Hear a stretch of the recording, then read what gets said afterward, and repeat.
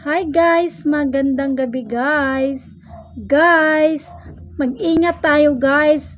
Huwag tayong gagawa ng makakapag-demonetize sa ating account guys. Halimbawa guys, yung meron tayong kaibigan tapos sasabihin natin sa kaibigan natin na nandyan ka sa lugar na maganda, pwede i-ano mo sa akin, ipasa mo sa messenger, tapos pag pinasa yung view na yon, tas gagawin mo siyang content, i-upload mo.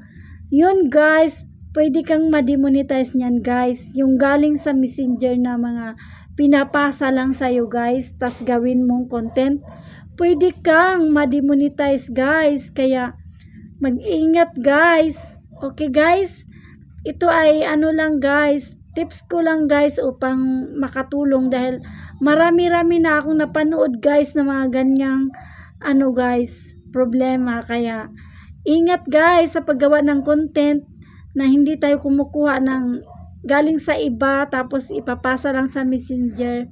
Diba guys? Yun lang guys, sana may natutunan. Follow me for more updates.